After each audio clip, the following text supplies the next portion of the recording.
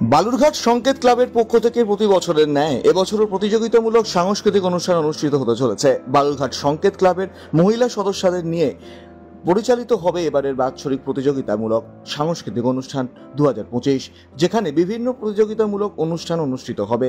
নাচ, গান, আবৃত্তি, দাবা খেলা সহ একগুচ্ছ প্রতিযোগিতা অনুষ্ঠিত হবে সেখানে।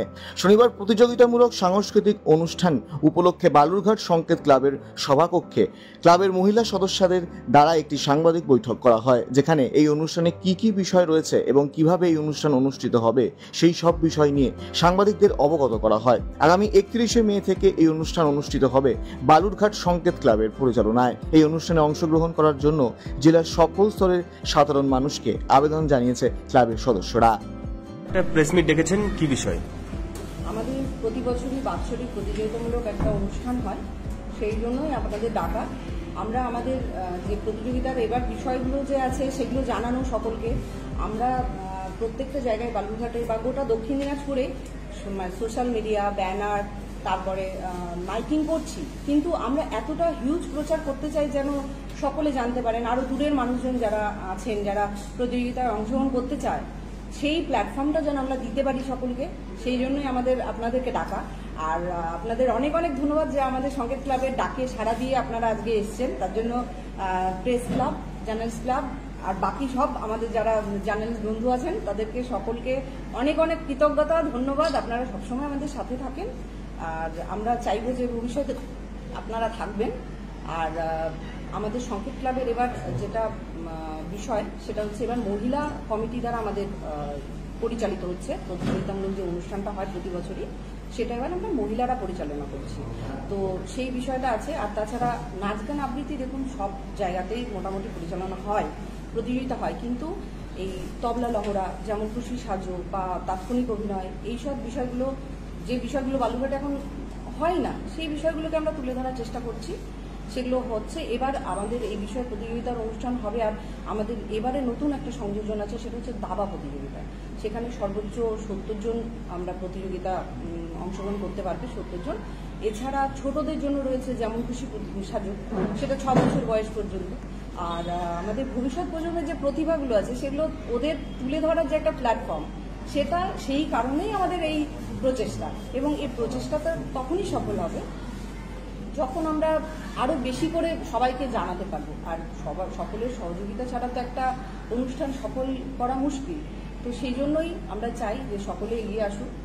আপনাদের মাধ্যমে আমরা সকলকে জানাতে চাই, বালুরঘাট, শুধু বালুরঘাটে না, দক্ষিণ দিনাজপুরের সকল দিকের মানুষজনকে বলবো যে আপনারা আসুন। আমাদের সকাল 11টা থেকে 1টা পর্যন্ত ফর্ম দেওয়া হচ্ছে এবং বিকেল সন্ধেবেলা 6:30 থেকে 8:30 পর্যন্ত আমাদের ফর্ম ডিস্ট্রিবিউশন চলছে। 25 তারিখ পর্যন্ত সেই ফর্ম জমা দেওয়া এবং নেওয়া শেষ তারিখ, এবং 31 তারিখে প্রাথমিক নির্বাচন আছে। আর যেটা আমাদের চূড়ান্ত পর্বের অনুষ্ঠান, সেটা 6, 7 এবং 8ই জুন সন্ধ্যে 6:30 থেকে শুরু হবে।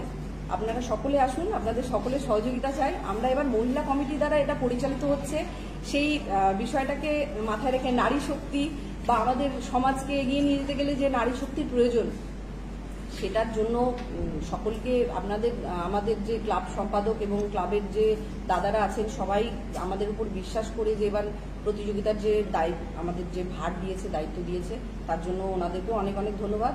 আর আমাদের যে সাংবাদিক বন্ধু আপনারা যারা আছেন, তারা প্রত্যেকটা মুহূর্তে আমাদের সাথে থাকেন। আপনাদের সহযোগিতা ছাড়া আমরা এতটা প্রচারটা করতে পারবো না। সেই জন্য আপনাদেরকেও অনেক অনেক ধন্যবাদ যে আপনারা আমাদের ডাকে সাড়া দিয়ে সকলে এসেছেন।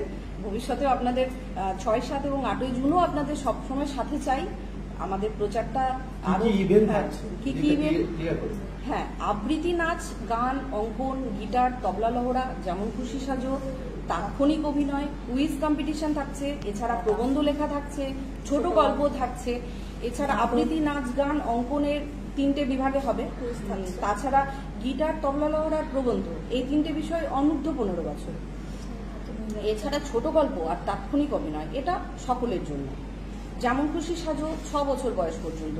মোট কথা এই যে আমরা শুধু ছোটদের না, বড়দের, বয়স্ক সকলের জন্য সব রকম বিভিন্ন বিষয় আমরা রাখতে চেষ্টা করেছি এবং ভবিষ্যতে আরও নতুন নতুন অনেক বিষয় যেন আমরা ইনক্লুড করতে পারি, সেজন্য সকলের সহযোগিতা চাই। বালুরঘাট তথা সমগ্র আমরা দক্ষিণ দিনাজপুরের সকল মানুষকেই আহ্বান জানাচ্ছি। এবারকার আমাদের নতুন সংযোজন দাবা, যারা নাম দিতে ইচ্ছুক তারা কিভাবে আপনাদের সঙ্গে যোগাযোগ করবে? সে আমরা অফিসে সকাল সংকেত ক্লাব অফিস যেটা ঘর, সেখানে আমরা সকাল 11টা থেকে 1টা পর্যন্ত ফর্ম বিতরণ চলছে এবং ফর্ম জমা নেওয়া চলছে। সন্ধ্যেবেলা 6:30 থেকে 8:30 পর্যন্ত। এবং অফিসে এলে আপনারা সঙ্গে সঙ্গে ফর্ম পেয়ে যাবেন, সাথে শুধু জন্ম সার্টিফিকেটের একটা জেরক্স কপি লাগছে। এটা কি শুধুমাত্র মহিলারাই অংশগ্রহণ করবে না পুরুষরা? না, সকলে, বড় মহিলা পুরুষ নির্বিশেষে। এবার আপনাদের অনুষ্ঠানটা মহিলা পরিচালিত কেন?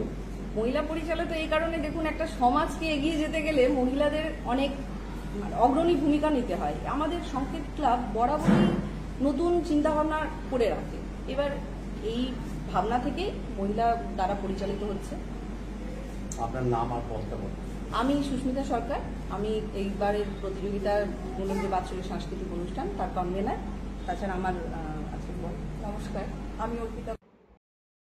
ব্রাউন সুগার সহ এক মহিলাকে গ্রেফতার করলো মাটিগাড়া থানার সাদা পোশাকের পুলিশ। ধৃত মহিলার নাম পূজা স্বর্ণকার, বাড়ি বিশ্বাস কলোনিতে। দীর্ঘদিন ধরে বাড়িতে মাদকের কারবার চালাচ্ছিল পূজা স্বর্ণকার। বিষয়টি মাটিগাড়া থানার পুলিশের কানে আসতেই সেখানে অভিযান চালায়। গতকাল ব্রাউন সুগার নিয়ে তা বিক্রির জন্য বাড়ির বাইরে দাঁড়িয়েছিল ধৃত মহিলা। সেই সময় পুলিশ তাকে গ্রেফতার করে। ধৃতের কাছ থেকে 186 গ্রাম ব্রাউন সুগার উদ্ধার হয়েছে, যার আনুমানিক বাজার মূল্য লক্ষাধিক টাকা। আজ ধৃতকে শিলিগুড়ি আদালতে পেশ করা হয়।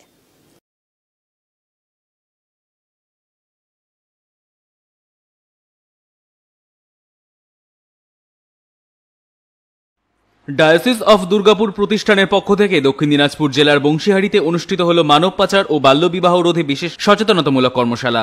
শনিবার পৌর শহর বুনিয়াদপুরে এই কর্মশালাটি অনুষ্ঠিত হয়। এই কর্মশালায় ডায়াসিস অফ দুর্গাপুরের কর্মকর্তারা উপস্থিত সকলের সাথে মানব পাচার এবং বাল্যবিবাহ কিভাবে সম্পূর্ণভাবে বন্ধ করা যায় তা নিয়ে আলোচনা করেন। সংস্থাটির তরফ থেকে জানা যায়, এই ধরনের সচেতনতামূলক কর্মশালা এর আগে হেমতাবাদ, কালিয়াগঞ্জ এবং কুশমন্ডিতে অনুষ্ঠিত হয়েছে।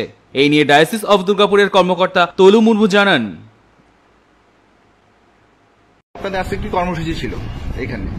আজকে দুর্গাপুর ডায়াসিসের পক্ষ থেকে আমরা মানব পাচার বিরোধী কার্যক্রমের উপরে আমরা কাজ করি। এই কাজটা মূলত আমরা কুসুমুদি, কালিয়াগঞ্জ এবং হেমতাবাদ। তো আজকে আমরা এই বংশীহারিতে আমরা করেছি, এটাই প্রথম আমরা করছি। আমরা বিভিন্ন গ্রাম স্তরে থেকে বেশিরভাগ আদিবাসী যুব এবং যুবতীদের নিয়ে আমরা যেন সচেতনতা আমরা বাড়াতে পারি, এটা আমরা শুরু করেছি।